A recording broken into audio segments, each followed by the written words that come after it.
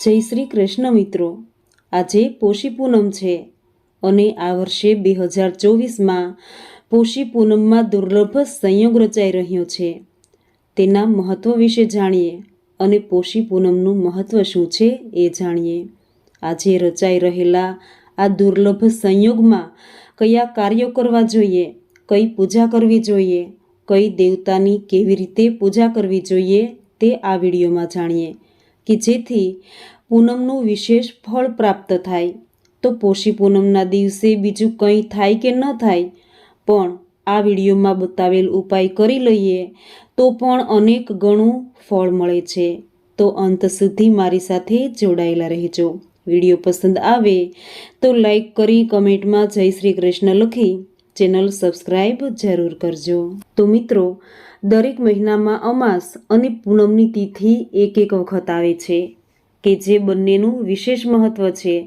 તેમાં પૂનમ વિશે વાત કરીએ તો વરસભરમાં 12 પૂનમ આવે છે અને તેમાં પણ પોષ મહિનાની પૂનમ કે જે પોષી પૂનમ તરીકે ઓળખાય છે, કે જેનો સીધો સંબંધ ભાઈ બહેનના પ્રેમના પ્રતીક સાથે જોડાયેલો છે।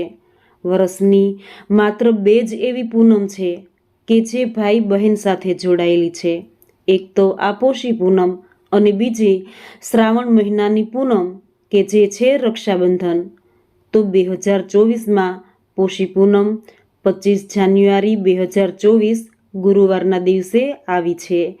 તો આ દિવસે જે કોઈ વ્યક્તિ વ્રત કરતા હોય તેને આજે વ્રત કરવાનું રહેશે અને ખાસ કરીને આ પોષી પૂર્ણિમાના દિવસે સર્વાર્થ સિદ્ધિ યોગ, અમૃત સિદ્ધિ યોગ, રવિ પ્રીતિ યોગ અને તેની સાથે જ ખાસ કરીને ગુરુ પુષ્ય યોગ રચાઈ રહ્યો છે।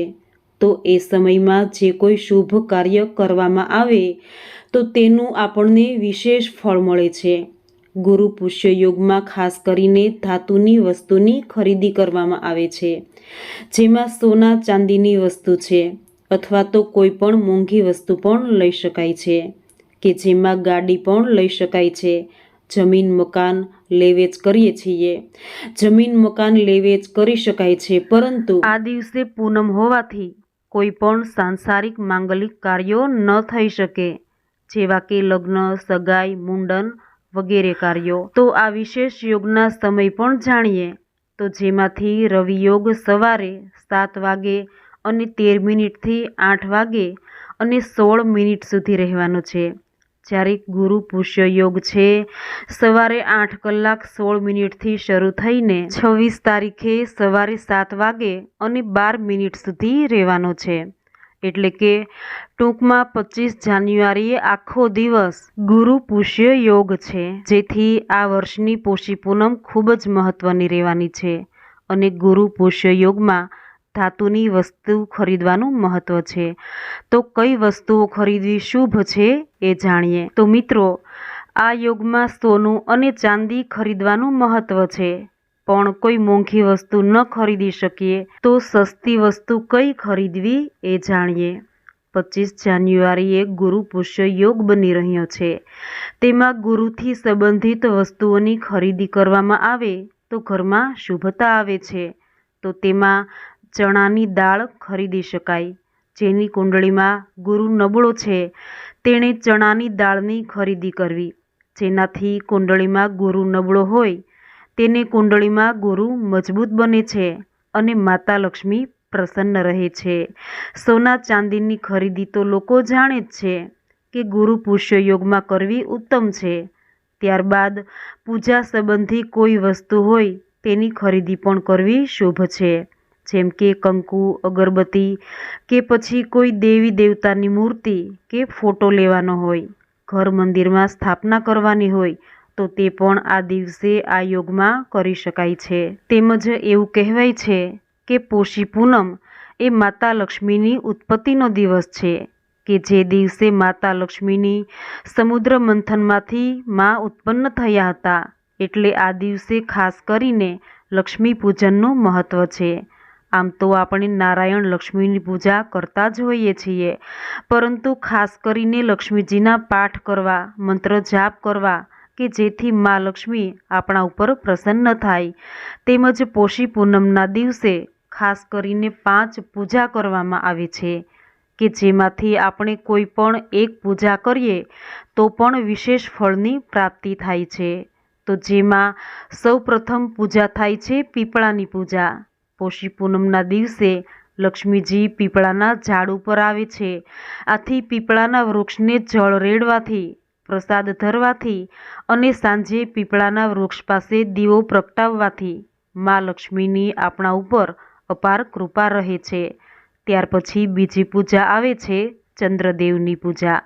પોષી પૂનમના દિવસે ચંદ્ર 16 કળાએ ખીલી ઉઠ્યો હોય છે। તો આ દિવસે ચંદ્રને દૂધ અને જળનું અર્ધ્ય આપવાથી પતિ પત્નીના જીવનમાં શાંતિ અને મીઠાશ આવે છે, જેનાથી દાંપત્ય જીવન સુખમય અને મધુરમય બને છે। એટલે જે કોઈના ઘરમાં હંમેશને માટે કંકાસ રહેતો હોય એ લોકો આ દિવસે ચંદ્રદેવની પૂજા કરવી ઉત્તમ છે। ત્યાર પછી આવે છે ત્રીજી પૂજા સૂર્યદેવની પૂજા।